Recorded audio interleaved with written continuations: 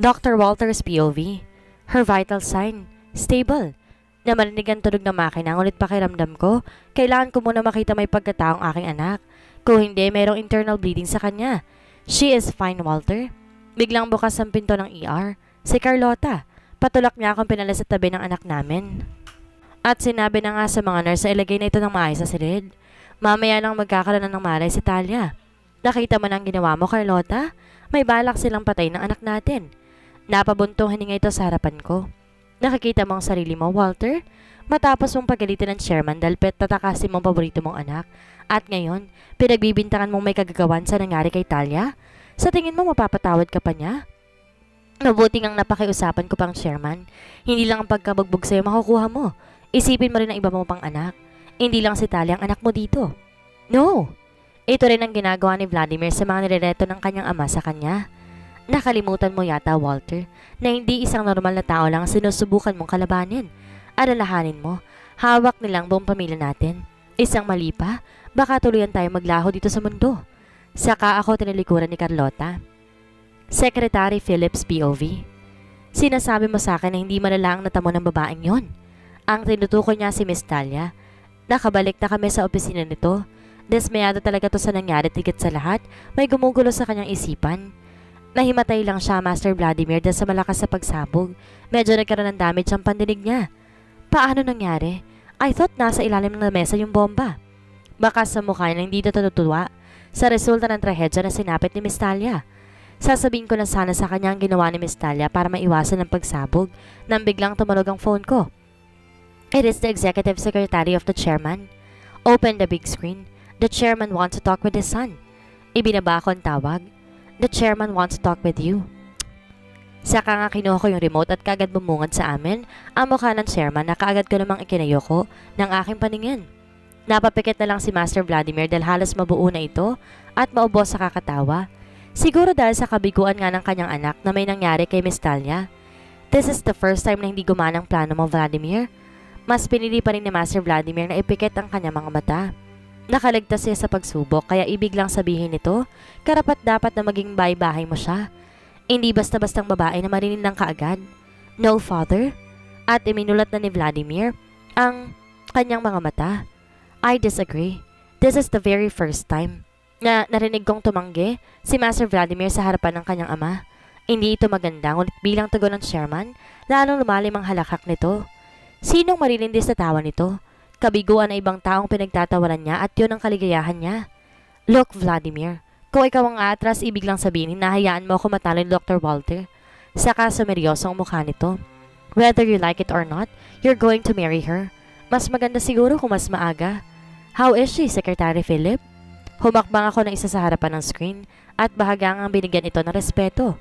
Miss Talia's condition was not severe. Narinig mo yon, Vladimir? Dapat lang na ganong klaseng babae ang pakasalan mo. Tiyak ang apo ko niyan mas palaban pa kaysa sa'yo. Alam namin pareho ni Master Vladimir na nais ng kanyang ama na humalilis siya sa peso nito, ngunit tinatanggihan ng kanyang anak. Napakadumi ng larong ginagawa ng chairman, lalo na sa pamamalakad nito ng black market. Kaya naman gustong-gusto na magkaroon ni chairman si Master Vladimir ng anak para habugin ang susunod sa yapak nito.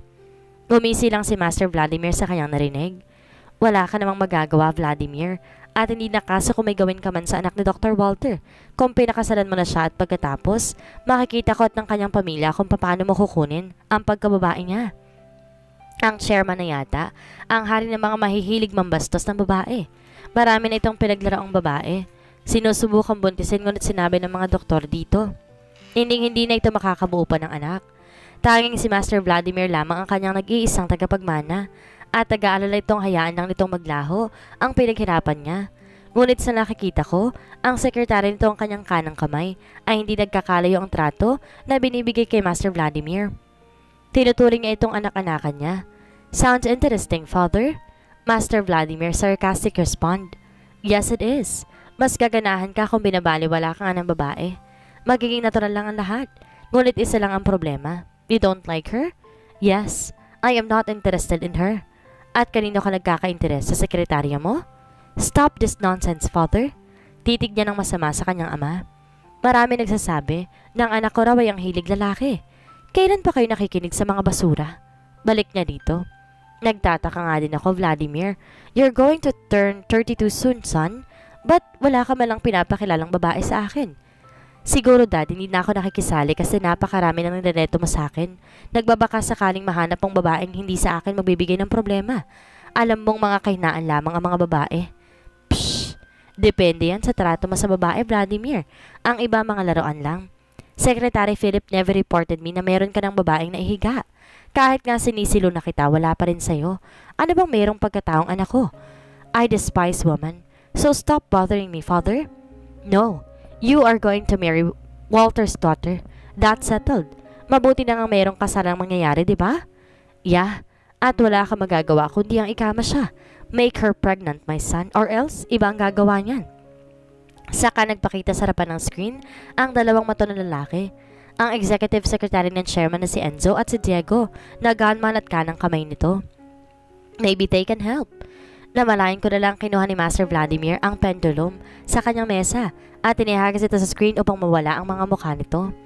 Maririnig sa buong opisina niya ang tunog ng walang signal at hindi ito naging hadlang upang muling ipikit ni Master Vladimir ang kanyang mga mata. The other woman. Sa totoo lang, kung ang tinutukoy niya ay yung babaeng tinatawag niyang ate ano, hindi ko alam ang sasabihin nito. Or wala ba talagang casualties? Wala naman, Master Vladimir. Narinig ko ang mahinang katok na ibig sabihin, dumating nang hinihingi nitong inumin. Hindi tsaa, kundi alak. Sa ngayon lang nabigo ang plano niya sa babaeng nireto ng kanyang ama sa kanya. Do you have information about her? May gumagawa na nun, Master Vladimir, and since na kaunti lang dapat na makakaalam, I thought na may makakuha na siyang impormasyon tungkol sa babae. Sinasabi mo bang hindi magaling ang kinuha mo, Secretary Philip? He is, Master Vladimir. Kailangan lang talaga ng oras para matukoy ang babaeng gusto niyong makuha ang impormasyon. Akala naman kasi nito, madali lang matukoy ang babaeng gusto niyang makilala. Kung kinuha niya ng pangalan nito, mapapadali na sana ang trabaho. Ngunit talaga bang interesado si Master Vladimir sa babaeng yon? Nakita ko siya kanina. Tumakbo papunta sa resort. Hindi ako magkakamaling siya yon. Walang ibang lumabas sa bahagi ng resort na yon kundi si Miss Talia na may iniligtas sa 3 bata. Napatitig siya sa akin ng husto. That woman save a couple of life? Yes, he did. Kaya naman pala humanga sa ng hustong aking ama. Alam mo namang lumalambot kagad ang puso ng demonyo kong ama sa mga pinapamalas na... Master Vladimir, the chairman set the wedding day 1 week after Miss Talia's recovery at ipinakita ko rito ang digital wedding invitation. Nakakarating pa lang sa tablet na hawak ko yon. Hindi halatang seryosong matandang hukluban. Saka nga niya pinilipad ang tablet na iniabot ko sa kanya. Talia's POV. Nang maimulat kong aking mga mata, si Papa kaagad ang bumungad sa akin. Kagad ako napahawak sa braso nito. Dad, ano nangyari sa mukha ninyo? Merong pasa at pumutok ang labi nito. Hindi nga nagsisinungaling si Kuya Simon at Ate Rebecca sa sinabi nito sa akin. Kasalanan ko yun kasi. Nais nga akong patakasin ni Papa sa kasunduang ito. Ayos na ako, Talia. Sabihin mo sa akin, may masakit ka bang nararamdaman? Kamusta ang pandinig mo? Ayos lang din ako, Dad. Huminga ako ng malalim. Namalayan ko na lang nasa paligid ko rin sina Ate Rebecca na kausap ni Mama sa may terrace at si Kuya Simon na may binabasa sa clipboard nito. May sumabog, Dad, at mabuti na lang talaga nakaalis ako at meron din akong 3 batang sinagip. Kamusta sila? They're fine, Talia. Yung kadate ko sana pa. Biglang nag-iba ekspresyon ng aking ama. Parang naging maasim ang pandinig dito sa binanggit ko. Maayos lang din siya. Buti naman, baka kasi dumating siya ng oras na yon. Siguro yung Vladimir na yun ang target na nagtanim ng bomba. Bakit naman may magta-target sa lalaking yun? Dahil marami siyang pinaiyak na babae? Itsura pa lang nun, Dad, siguradong di ako nagkakamali. Tapos ako pa itong mapapaliguan ng mga hater kapag tuloy nang ikinasal ako sa kanya. Speaking of kasal, sa nangyari, umurong ba sila? Dahil makakahinga ako kung oo man ang sagot ni Papa. Kasi, pamilya ng lalaking umurong at hindi kami ng pamilya ko. Ngunit malungkot na napailing ang aking ama. Hindi ko maaari yung sakyan kasi baka ano pang isipin ni Daddy para nga matigil ang kalokohang to. Mailagay ko pa sa hindi magandang sitwasyon sila. Alam ko naman na malakas ang impluwensya ng pamilyang Doralte, kaya hindi ako maaaring basta-basta gumawa ng desisyon na ikakapeligro ng pamilya ko. Ano na lang ang nangyari kay Papa? Dahil ito sa biglaan kong desisyon. Pa, ngiti ko sa kanya. Magpapakasal ako sa kanya. Hindi naman sa napipilitan. May mga nakapagsabi naman sa akin na Ang pagmamahal na pag-aaralan na lang din naman daw yon. Kaya okay lang po talaga na magpakasal ako sa kanya. Talia, huwag ka nang kokontra sa anak mo, Walter. Si Mama. Mabuti naman at napag-isipan mo yan. Mama, since okay na rin naman ako, maaari ka na akong umuwi, di ba? No. Bibisitahin ka na dito isang araw. Mananatili ka dito buong linggo. At kapag nandito na nga siya, kukunin mong loob niya. Ipinaabot na rin namin sa pamilya niya ang ginawa mong pagsagip sa 3 bata. Ngumiti ako kay Mama at ngayon ko lang narinig na natuwa siya sa aking ginawa. Habang si Ate Rebecca naman tiningnan ako nito ng masama at lumabas ng silid na walang sinabi. Walter, meron ka pang operasyon mamaya. Kailangan mong magpahinga. Huwag mong sasabihin na si Rebecca na naman ang ipapasubstitute mo sa iyong trabaho. Carlota, okay lang ako, Papa. Wala naman akong masamang nararamdaman eh. Basta Talia, kapag bumisita dito isang araw si Vladimir, magkunwari kang may masakit. Tiyak makukuha mong loob nun. Mapapadali ang sinasabi mo, Ma. Madali lang naman pag-aralan ng pagmamahal. Sa wakas, nag-mature na rin ang isipan mo. Tss, si Talia ba talagang kailangan mag-mature ang isipan? O ikaw, Mama? Tayo ni Kuya Simon at tilapitan ako dito, saka tinapik ako ng malakas sa balikat ko. Pagaling ka, bunso, at wag ka makikinig sa mga sinasabi ni Mama. Dad, may kailangan ka pang asikasuhin bagong operasyon. Wala ka talagang pinagkalayo sa Papa mo. Si Papa naman, binitawan itong kamay ko. Magiging matiwasay lang ang loob ko kapag nakikita kang masaya, Talia. Ang binitawang salita ni Papa bago siya sumunod kay Kuya Simon. Naiwan si Mama at may mga bagay siyang sinabi sa akin, lalo na tungkol sa resignation ko sa Miss Universe Organization. Sila na ang gumawa ng sulat at kailangan pa rin ito ang personal statement ko. Hindi sana kami papayag sa media conference pero bago ang kasal niyo ni Vladimir, kailangan mong humarap sa kanya. Kasabay din ang pagpapahayag sa darating ninyong kasal. Nais ko nang maayos sa kooperasyon, Talia. Huwag ka nang gagawa ng bagay na ikakasakit ng ulo ko. Sa'yo nakasalalay ang paglalagyan ng pamilyang to, Talia. Bakit? Bakit sa akin nakasalalay? Mapait nang umisi si Mama sa akin. Nakatali lang naman ang pamilya natin sa pamilya Durante. Rebecca's POV. Inis kong tinusok sa pasyente ang hawak kong karayom. Nanggigigil ako kasi walang nangyayaring masama kay Talia. Yun ang pangako sa akin ni Mama, kaya tinanggap ko na okay lang si Talia ang i-arrange nito sa iniirog kong si Vladimir. Bakit? Kasi alam naman ni Mama na may ginagawang masama si Vladimir sa mga nireretong babae sa kanya ng kanyang ama. Anong nangyari? Matutuloy na ikakasal si Talia kay Vladimir? Anong plano? Ilalapit ni Mama ang loob ni Vladimir sa kanya. Bakit parang hindi? Kamuntik ko lang ang mapatay si Talia nung tinuturukan ko sana ng lason ang swerong nakakabit sa kanya kung hindi dumating si Papa. Walang gusto na maikasal si Talia kay Vladimir. Wala. Akin si Vladimir. Dapat lang na sumunod si Mama sa binitawan niyang pangako sa akin. Maayos kami nag-usap noon bago nga buksan ni Mama sa chairman ang tungkol kay Talia. Kung hindi, iisipin ko talagang mas mahal nila si Talia kaysa sa akin. Lahat binigay nila kay Talia. Si Papa nga masyadong pahalata ang full support na ibinibigay niya rito. Si Kuya Simon naman sa palagi naman ako niyang kaaway, kaya hindi rin ako magtataka. Ngunit si Mama para nga matigil ang pag-iinit ng dugo ko kay Talia. Sinabi niya sa akin na ako ang paborito niya. Kung hindi, matagal nang wala si Talia sa mundong to. Bata pa lang pinag-iinitan ko ng pagdating niya sa mundong to. Mang-aagaw. Dok naman, dahan-dahan lang sa pasyente. Biglang kabig ng kamay ko na nagbabantay sa pasyente. Ha? Sure. Maghanap ka ng doktor sa pasyente mo. Sana nga gumaling siya.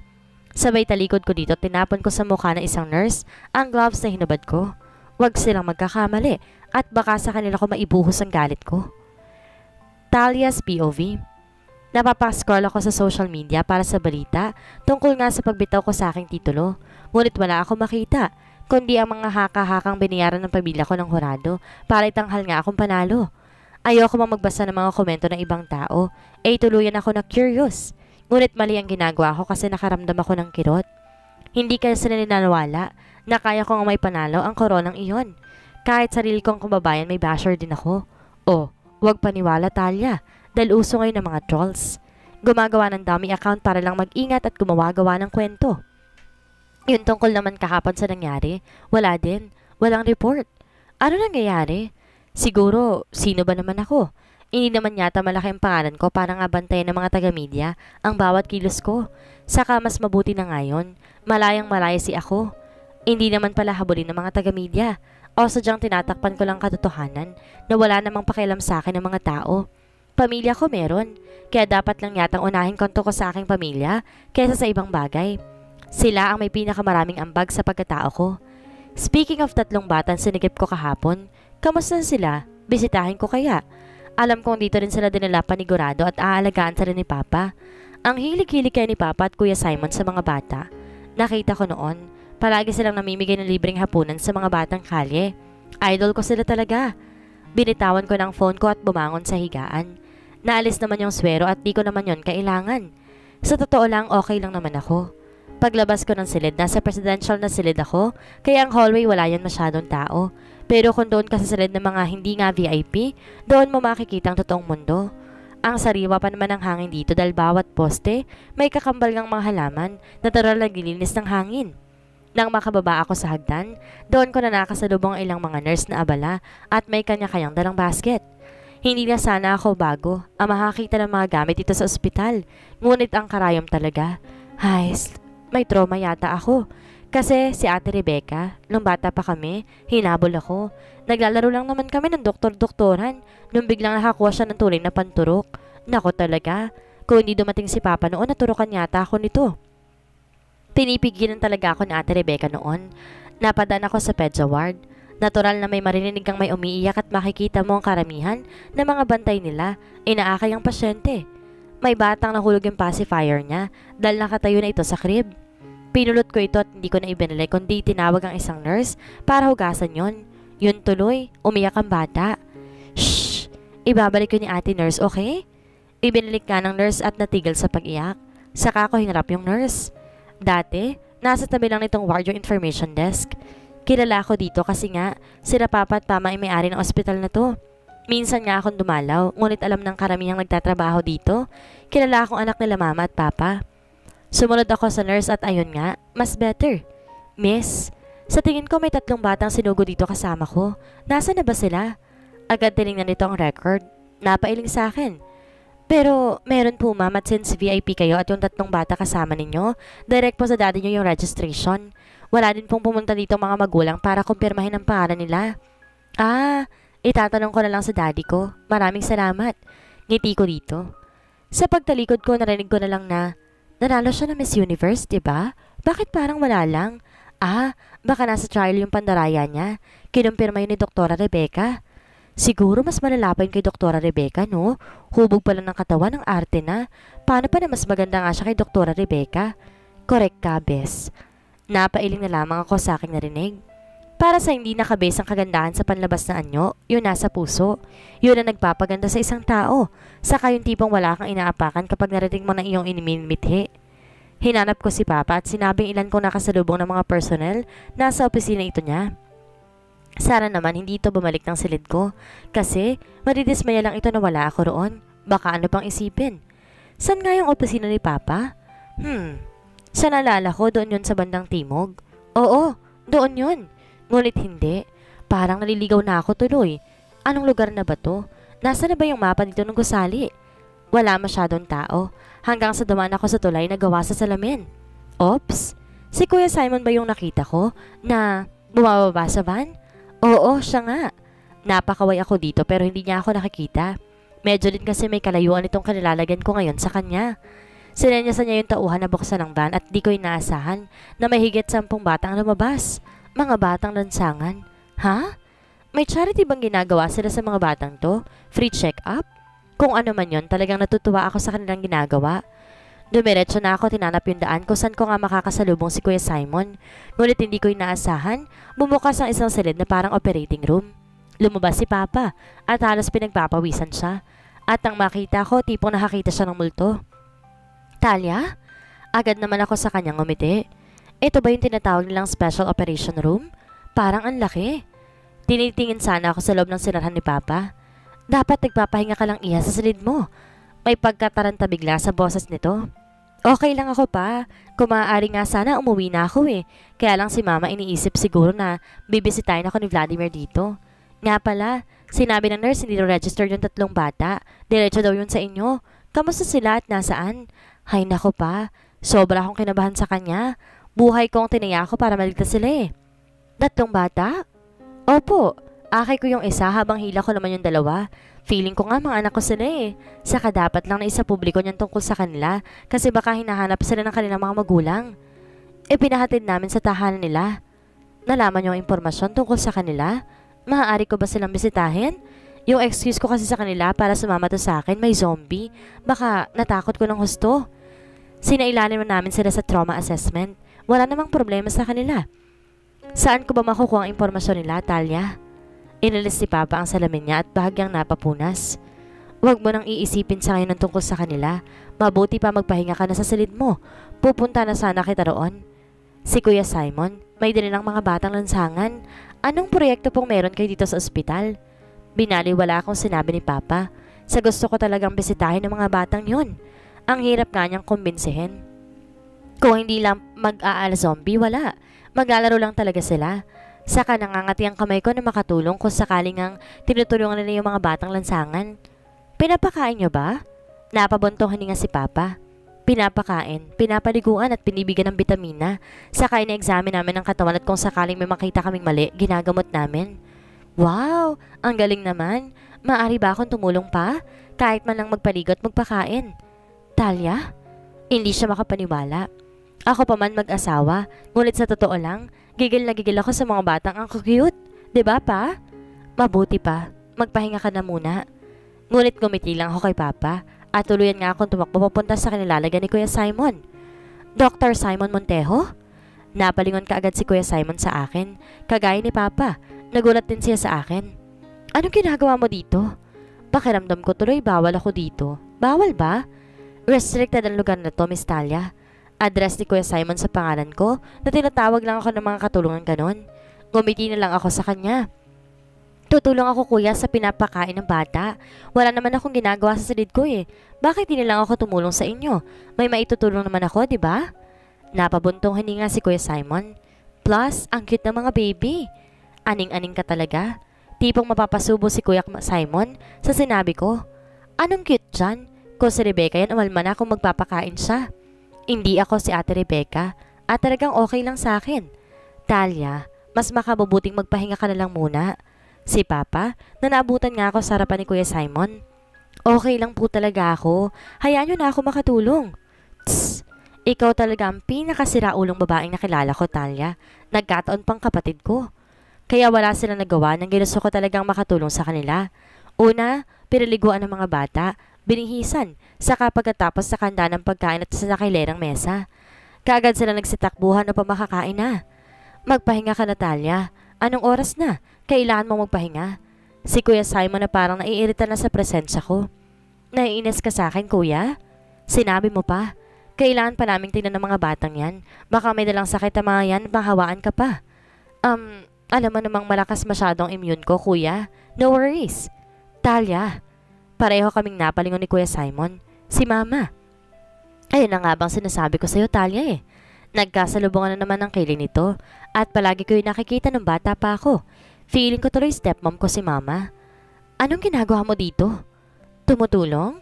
Pinapatulong ka ng papa mo dito? Mukha niya nagtataka. No! Si Kuya Simon ang sumagot. Pumunta siya dito and she insists na tumulong. Tumulong na ibig sabihin alam niya tungkol sa aksidente siya nakarating dito, Doktora Carlota. Si Kuya Simon. Mahilig talaga yan gumamit ng mga address kapag napapasarcastic na. I see. Talia, kung nanatili ka sana sa silid mo, di sana naabutan ka ni Vladimir. Andito siya kanina, tinahanap ka namin. Andito ka lang pala. Si Vladimir? Anong ginagawa niya dito? Kakasabi ko lang sa'yo, bibisitahin ka niya. Sorry. Ano pang ginagawa mo? Naghihintay ang tao roon. Si Mama, parang dinadalo na yata na menopausal niya. Mas malala pang maging iritable sa babaeng daratan pa lamang. Kinuha na ni Mama ang kamay ko at tinila na nga ako paalis sa lugar.